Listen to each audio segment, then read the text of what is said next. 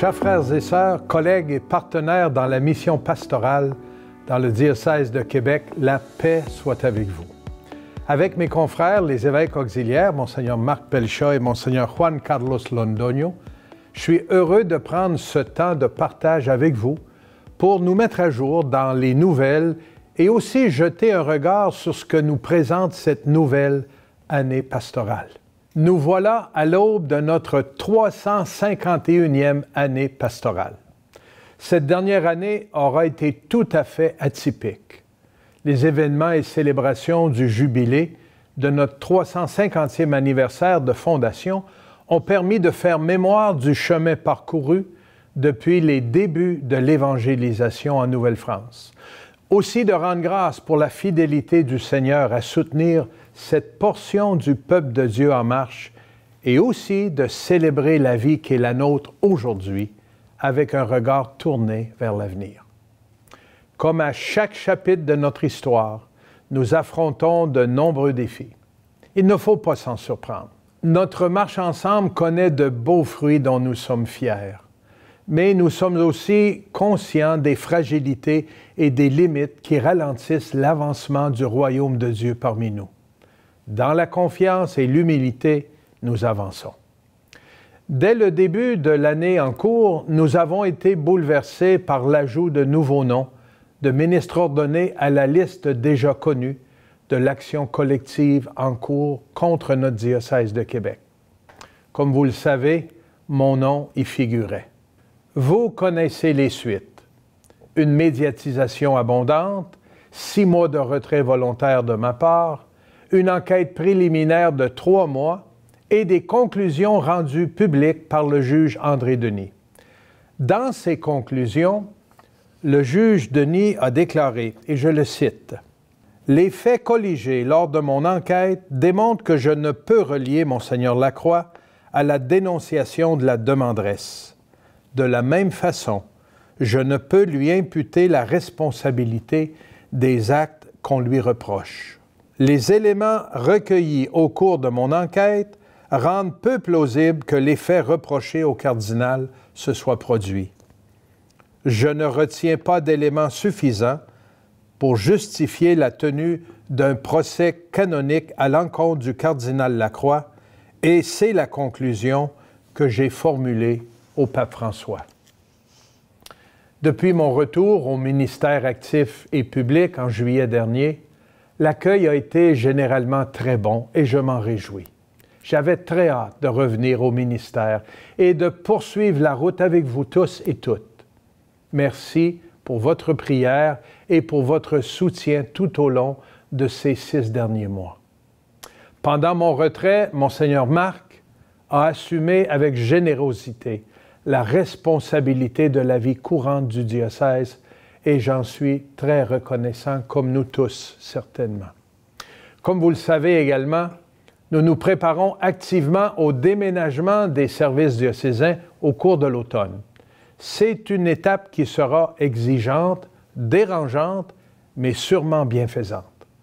Notre équipe se retrouvera rassemblée sur le même étage au 6e du Séminaire de Québec, au cœur du Vieux-Québec, là où notre Église diocésaine est née et où depuis plus de 400 ans, nous sommes présents. Quand je pense à tout ce que nos prédécesseurs ont vécu au cours de ces siècles, ça me console. Nous ne sommes pas les premiers à devoir nous ajuster, à nous réajuster pour poursuivre la vie pastorale et missionnaire. La propriété sur le boulevard René-Lévesque Ouest, où les services diocésains ont été pendant de nombreuses décennies, est en voie d'être vendue. La réflexion et les discernements des dernières années nous ont amenés à des décisions importantes au plan organisationnel et administratif. Comme dans plusieurs paroisses de notre diocèse, notre situation financière n'est pas très reluisante. Nous vivons d'année en année sans atteindre l'équilibre budgétaire. Nous avons dû utiliser certaines réserves pour combler nos déficits annuels et malgré nos efforts louables et des coupures budgétaires importantes, nous demeurons dans une situation précaire. C'est une des raisons qui nous a amenés à réduire le nombre de personnes à l'emploi de la Corporation de l'archevêque catholique romain de Québec, spécialement au service diocésain. Cela exige des réaménagements dans notre façon d'offrir des services au milieu et dans notre capacité d'accompagner tous les projets que nous aimerions mettre en place. En même temps, cette pauvreté de moyens et de personnel nous place devant la nécessité d'apprendre à travailler encore davantage avec des collaborateurs et collaboratrices des milieux. Et je crois que c'est une bonne chose. En cours d'année, le chanoine Mario Duchesne a terminé son service en tant que vicaire général et modérateur de la curie. Au cours des 5 dernières années, il a servi avec générosité et s'est dévoué corps et âme à ses tâches. Nous lui en sommes très reconnaissants. Il a dû affronter des défis de taille, la pandémie avec tous ses soubresauts, la situation économique difficile et la réorganisation de l'administration diocésaine, sans compter les nombreux dossiers touchant le patrimoine bâti dans notre diocèse, la vente ou la réaffectation d'églises de presbytères de terrain. Merci beaucoup, Mario. Au cours du mois de janvier, j'ai nommé un nouveau vicaire général, le chanoine Jean Tailleur, qui était jusqu'ici chancelier du diocèse et pasteur responsable en tant que modérateur des 3 paroisses de Portneuf. Il a accepté de prendre le relais de Mario tout en conservant par intérim sa responsabilité de chancelier.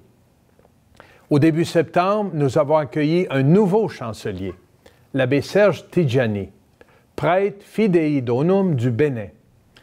L'abbé Serge était prêté au diocèse de Gaspé et des îles de la Madeleine depuis 16 ans déjà, et il a une grande expérience dans ce domaine de la chancellerie. Il est dorénavant notre nouveau chancelier et vicaire épiscopal aux affaires canoniques. Une chaleureuse bienvenue à l'abbé Serge et un merci sincère à son évêque du diocèse de Porto Novo au Bénin qui lui permet d'être en service chez nous et avec nous. La parole maintenant à notre tout nouvel évêque auxiliaire ordonné à peine le 22 février de cette année, Monseigneur Juan Carlos. Merci beaucoup, Monseigneur. Ça fait déjà quelques mois que je suis arrivé au diocèse de Québec et peut-être vous vous posez la question, quelles sont les impressions d'un nouvel évêque auxiliaire? Les voici. Depuis mon arrivée à Québec le 28 décembre dernier, j'ai été profondément touché par l'accueil chaleureux et généreux que j'ai reçu en tant que nouvel évêque auxiliaire du diocèse de Québec. Je tiens à souligner la simplicité et l'ouverture de chacun et chacune autour de moi, grâce à vos gestes, grâce à vos paroles et à l'amitié que vous m'offrez. Vous facilitez énormément mon intégration dans la dynamique, le plan pastoral et toutes les réalités de notre diocèse. Merci. La joie et la spontanéité avec lesquelles vous avez accueilli un nouvel évêque auxiliaire venant de la Gaspésie et d'origine latino sont vraiment inspirantes. Vous m'encouragez, vous me motivez à donner le meilleur de moi-même dans cette nouvelle mission que le Seigneur m'a confiée. Je suis particulièrement reconnaissant pour la patience dont vous faites preuve dans le processus d'apprentissage que j'ai entamé depuis janvier dernier. Ce parcours se déroule de manière très positive. Je suis de plus en plus conscient des défis que nous devons relever ensemble pour répondre aux besoins des différentes réalités de notre Église particulière. Et dès le début, j'ai constaté que pour cela, nous comptons sur une excellente équipe de travail et un grand potentiel tant professionnel qu'évangélisateur. Chers confrères, agents et agentes de pastoral, diocésains et diocésaines, c'est avec enthousiasme que je me joins à vous pour relever ces défis et pour poursuivre notre mission ensemble et dans la joie de l'Évangile. Je veux céder la parole en ce moment à mon confrère, Monseigneur Marc Pelcha, pour nous dire un petit mot au sujet du jubilé du 350e anniversaire de notre diocèse. Monseigneur. Merci, Juan Carlos. Comme vous le savez, Monseigneur l'archevêque m'avait confié la responsabilité de coordonner les célébrations de notre 350e avec une équipe formidable et le jubilé du 350e anniversaire de notre Église bat son plein. Les activités ont été vraiment variées, suscitant plusieurs partenariats, comme avec les fêtes de la Nouvelle-France en août dernier et avec le musée de la civilisation au cours de l'été, et ça se poursuit cet automne. La fin de semaine des 21-22 septembre prochains soulignera fortement notre anniversaire en offrant plusieurs activités. Une grande concélébration de tous les évêques du Canada et de quelques évêques visiteurs avec le cardinal Jean-Marc Aveline, représentant du pape François. Seront présentés 3 spectacles du groupe Glorious de Lyon au Théâtre Capitole. Plus de 3000 billets ont été vendus très rapidement. Animations et spectacles sur la place de l'Hôtel de Ville et dans les jardins du même Hôtel de Ville seront présentés. D'autres événements seront aussi proposés. Cet automne, jusqu'à la clôture du jubilé et la fermeture de la Porte Sainte le 8 décembre 2024, à l'occasion des vêpres célébrées à la basilique cathédrale Notre-Dame de Québec. J'aimerais vous parler maintenant de l'évaluation du processus de mise en place de nos unités pastorales. Après avoir consulté le Conseil presbytéral et le Conseil diocésain pastoral, il nous a semblé que le moment était venu, maintenant, d'évaluer le processus de mise en place des unités pastorales missionnaires et des nouvelles fabriques au cours de la dernière décennie. Cet examen va nous permettre d'étudier les retombées de l'annexion des paroisses et des fabriques pour en évaluer les résultats et faire ainsi le point sur les ressources, nos ressources financières, nos ressources matérielles, mais surtout nos réalisations en pastoral et les défis que nous rencontrons au service de la mission fondamentale de l'Église. Au terme de cette étude, nous souhaitons avoir en main un diagnostic de la situation et l'identification des possibilités d'amélioration de notre pastoral dans nos unités missionnaires. Nous serons assistés par une équipe de Mallette Service Conseil pour cette opération. La méthodologie utilisera l'analyse de documents, des entrevues et d'autres formes d'enquête ou de recherche. Et des détails vous seront bientôt communiqués sur cette opération. Avec l'équipe diocésaine de la pastorale, nous avons aussi planifié des visites pastorales qui commenceront cet automne dans quelques milieux et qui se prolongeront en 2025, à l'hiver et au printemps. Et afin d'assurer un contact plus fréquent avec les équipes, avec les paroissiens sur tout notre territoire, les évêques se repartiront les visites qui pourront se dérouler sur une plus longue période avec des rencontres en dehors de la fin de semaine lorsque cela sera jugé opportun, ainsi que des rencontres de groupe à divers moments. Nous évaluerons cette nouvelle façon de faire après un temps d'expérimentation.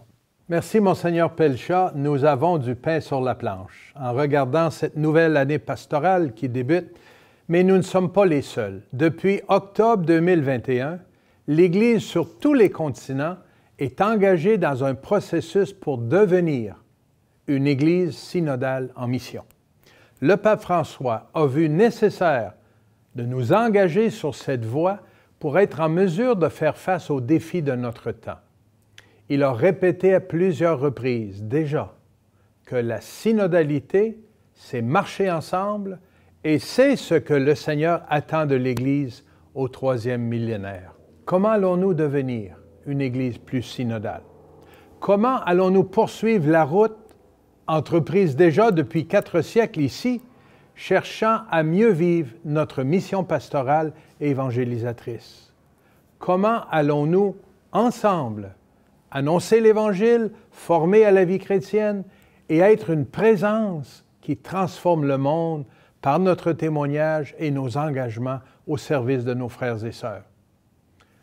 Le chemin parcouru au cours des dernières années nous a aidés à prendre conscience que c'est d'abord en nous mettant à l'écoute ensemble de l'Esprit du Seigneur, de la parole de Dieu, et à l'écoute les uns les autres. C'est ainsi que nous pourrons faire les bons discernements et prendre les meilleures décisions pour devenir une Église synodale en mission. J'aime beaucoup le mot « devenir ». Ça veut dire qu'on n'est pas encore rendu, qu'on est en marche. L'Esprit nous travaille et nous avons espérance qu'il va ensemble nous unir et nous faire vraiment vivre comme une Église en mission. Œuvrer ensemble ne peut pas reposer sur les épaules des seuls ministres ordonnés et les agents et agentes de pastoral. Nous devons trouver les moyens de mettre en place une collaboration active entre le personnel pastoral et les autres baptisés. Nous sommes en route, en devenir, mais pas encore rendus. Nous voyons déjà des fruits très positifs de ce processus. Des équipes pastorales qui font des grands pas dans la communion et l'unité dans l'activité pastorale et missionnaire. Des groupes et des mouvements accordent davantage de place à la parole de Dieu, le partage, les maisonnées, et tout cela produit de très bons fruits au plan spirituel et apostolique. Nous entreprendrons cet automne un processus engageant pour avancer sur ce chemin de la synodalité, car nous voulons ensemble devenir une Église synodale et missionnaire, afin que tous nos frères et sœurs puissent découvrir et rencontrer celui qui nous fait vivre, Jésus et son Évangile. J'ai signé ces jours-ci une lettre vous invitant à entrer encore davantage dans cette démarche synodale diocésaine. Elle contient beaucoup d'informations et je vous invite à participer à cette démarche avec enthousiasme. Monseigneur Pelchat, à votre tour encore. Merci. J'aimerais maintenant vous parler de notre patrimoine religieux et des discernements à venir. Au cours de la période récente, nos 39 paroisses, auxquelles s'ajoute une mission, ainsi que nos 13 unités missionnaires, ont fait face aux défis que pose l'entretien du patrimoine immobilier. Leur maintien est devenu le principal sujet de préoccupation des fabriques et des administrateurs. En une seule année, soit depuis le mois d'août 2023, nous avons vu passer de nombreuses demandes de fermeture au culte, d'églises et de demandes de vente d'autres bâtiments paroissiaux. Nous dénombrons actuellement 47 églises et chapelles en processus de requalification, en plus d'une dizaine de presbytères et d'édifices paroissiaux qui seront vendus dans la prochaine année. Déjà, depuis le retour des vacances d'été, plusieurs communautés nous ont fait savoir que d'autres églises vont s'ajouter à cette liste. Comme d'autres diocèses, comme par exemple celui de Sherbrooke, avec 18 églises fermées au culte en 2022-2023, nous faisons face à un processus rapide de restructuration du parc immobilier. De nombreux édifices sont devenus excédentaires en raison du déclin du nombre de participants, de la diminution des ressources financières ou de la nécessité de regrouper nos assemblées liturgiques et nos services pastoraux. Nous vivrons encore quelques années, sans doute, ce processus de transformation accélérée du paysage religieux bâti. Il accompagne une profonde transformation pastorale et missionnaire. Avec les deuils que ce processus nous fait vivre, il est aussi possible de le voir comme une conversion à une autre manière de faire Église ensemble, que nous allons découvrir ensemble peu à peu. Merci, Monseigneur Marc. C'est des réalités très, très terre-à-terre et concrètes, mais qui font partie de notre mission de prendre soin de cette communauté diocésaine, prendre soin du patrimoine bâti, mais aussi prendre soin des personnes, évidemment, surtout des personnes. Mais on ne peut pas omettre ces réalités qui viennent nous chercher de bien des façons. J'ai demandé à Monseigneur Juan Carlos, notre jeune évêque auxiliaire, de veiller cette année d'une façon spéciale et au cours des prochaines années sur la pastorale des vocations. Toutes les vocations sont importantes, mais vous savez comme moi comment nous avons besoin de ministres ordonnés, de diacres et de prêtres. Monseigneur, parlez-nous de ça un peu. Mille merci, Monseigneur, de votre confiance. Ça me fait plaisir et c'est avec amour et je veux donner mon cœur aussi dans l'accompagnement de ce volet important de notre vie diocésaine. Nous avons du chemin à parcourir ensemble. Notre mission en Église repose sur un travail d'équipe, fondé sur l'esprit du synode. On marche ensemble, où prêtres et diacres collaborent étroitement avec les évêques. Nous poursuivons notre engagement à soutenir nos proches collaborateurs dans leurs milieux respectifs en leur offrant écoute, accompagnement face aux obstacles et aux défis rencontrés dans leur ministère. Nous continuons également nos visites et notre accompagnement auprès de nos confrères prêtres de la résidence Cardinal Vachon et d'autres résidences, bien sûr, où certains sont confrontés à des problèmes de santé. C'est une réalité. Cette année a été marquée par le décès de plusieurs prêtres et d'un de nos diacres permanents. La rentrée diaconale, qui s'est tenue le 7 septembre dernier, a réuni environ 70 diacres et leurs épouses. Ce rassemblement a été l'occasion d'une réflexion à la lumière du synode en cours, mettant en lumière le rôle du diaconat permanent au sein de nos communautés. Et un accent particulier a été mis sur l'importance du soutien apporté par les épouses, non seulement dans l'exercice quotidien du ministère diaconal de leur mari, mais aussi dans la mission évangélisatrice de notre Église. De plus, la célébration de l'Eucharistie a marqué un moment très fort et important de la journée où 2 nouveaux candidats au diaconat permanent ont été accueillis. Ce fut un moment extraordinaire ensemble, apportant du renouveau et continuité à la mission diaconale au sein de la communauté chrétienne. Nous préparons 2 rencontres presbytérales régionales pour le mois de novembre. Des rencontres propices pour le partage, pour la prière, pour la fraternité. Nous sommes très heureux d'annoncer qu'un nouveau souffle relancera la pastorale des vocations diaconales et presbytérales à partir de l'automne, en collaboration étroite avec le Séminaire de Québec et le Centre de formation chrétienne Agapé. Cette année, nous avons le plaisir d'annoncer que nos 2 maisons de formation au presbytérat, le Grand Séminaire de Québec et le Séminaire missionnaire Redemptoris Mater, accueillent respectivement 10 et 6 candidats à diverses étapes de la formation. Ces séminaristes se préparent à servir notre diocèse ainsi que d'autres diocèses du Québec. Nous avons été particulièrement bénis cette année par l'ordination de 5 nouveaux prêtres. Rendons grâce à Dieu, dont 3 membres de l'ordre des Servites de Marie et 2 prêtres du clergé diocésain. Et nous aurons également la joie de célébrer 2 ordinations diaconales, l'une cet automne et l'autre au printemps 2025. D'autres bénédictions pour notre diocèse. C'est un signe prometteur de la vitalité pastorale, du dynamisme, du renouveau de notre communauté diocésaine. Continuons, frères et sœurs, de prier pour les vocations et d'interpeller à la suite du Christ. Après ces bonnes nouvelles, Monseigneur, je pense que ce serait le temps de conclure. Il ne faudrait pas quand même que je dépasse la longueur de mes homélies.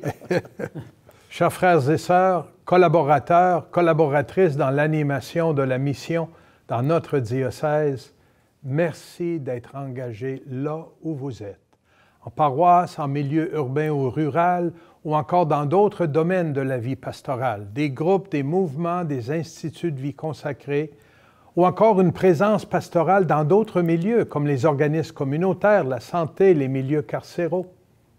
Que cette nouvelle année, 2024-2025, nous permette d'avancer dans la confiance envers le Seigneur, envers nos collègues qui, comme nous, partagent la vie et la mission sur ce grand territoire qu'est notre diocèse de Québec. Nous avons célébré tout au long de l'année 350 ans de sens et d'action. Ce qui nous est confié pour annoncer l'Évangile et construire le royaume de Dieu dans le monde de notre temps a encore plein de sens, nous dynamise toujours et nous invite à un engagement renouvelé. Enracinés dans la foi, dans une relation personnelle et communautaire avec le Seigneur, nous donnera les moyens et la passion de passer à l'action. Chers amis, ensemble, continuons d'écrire l'histoire. Un nouveau chapitre s'ouvre devant nous. Le Seigneur nous a appelés, nous avons répondu, laissons-nous envoyer. Il sera avec nous comme il l'a promis. Faisons-lui confiance. J'ai bien hâte, comme mes confrères, de vous retrouver lors de rencontres diocésaines à Québec ou dans les régions, ou encore dans vos unités pastorales missionnaires. Frères et sœurs, bonne année pastorale 2024-2025. Que le Seigneur vous bénisse.